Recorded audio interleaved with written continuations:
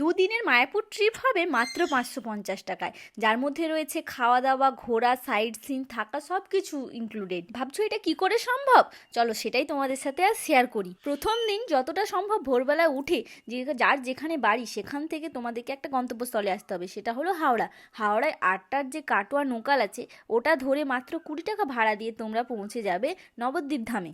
সেখান থেকে মাত্র 20 টাকা করে ভাড়া নেবে টোটোয়, তোমাকে পৌঁছে দেবে লঞ্চের ঘাটে। আর লঞ্চে 5 টাকা দিয়ে তোমরা পেরিয়ে যাবে নবদ্বীপ ধাম থেকে মায়াপুর ধামে। মায়াপুর ধামে পৌঁছে যাওয়ার পরে তোমরা টোটো নিয়ে মাত্র 20 টাকা ভাড়া দিয়ে পৌঁছে যেতে পারো নিজ নিজ হোটেলে। এখানে হোটেলের প্রাইস 500-700 টাকা থেকে শুরুই হয়ে যায়, তবু আমি তোমাদেরকে 800 টাকা অ্যারাউন্ড ধরে, মাথাপিছু 200 টাকা করে ধরে হিসাবটা দিচ্ছি।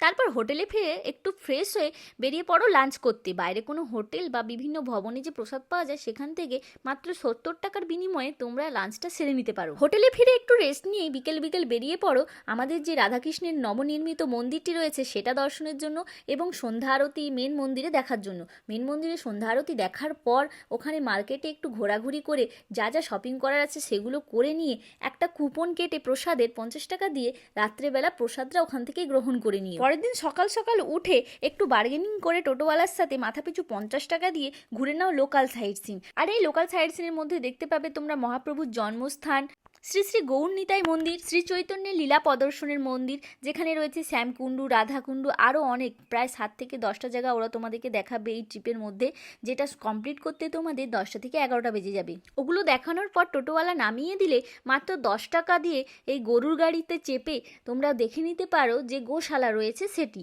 এবং সেটা দেখে ফিরে আর এরপরে হোটেল থেকে চেক আউট করে বেরিয়ে দুপুরের লাঞ্চটা সেরে নাও গীতা ভবনে মাত্র 70 টাকা টিকিট দিয়ে। খাওয়া দাওয়া শেষ করে আবার সেই সেম প্রসেসে ফিরে এসো স্টেশনে নবদ্বীপ ধামে, যেখান থেকে তোমরা লোকাল পেয়ে যাবে হাওড়াগামী, সেটা ধরে ফিরে হাওড়া থেকে নিজ নিজ গন্তব্যে ফিরে যাও। তাহলে ইন টোটাল করলে কত হলো? 550 তো হলো, তাই না? তাহলে তোমরা কবে যাচ্ছ মায়াপুর? আর আমার এই ভিডিওটা যদি একটু হেল্পফুল বলে মনে হয় তাহলে অবশ্যই শেয়ার করে দিও নিজের বন্ধু বান্ধবদের মধ্যে। আর এই ধরনের ভিডিও পেতে আমার পেজটিকে ফলো করে রেখো।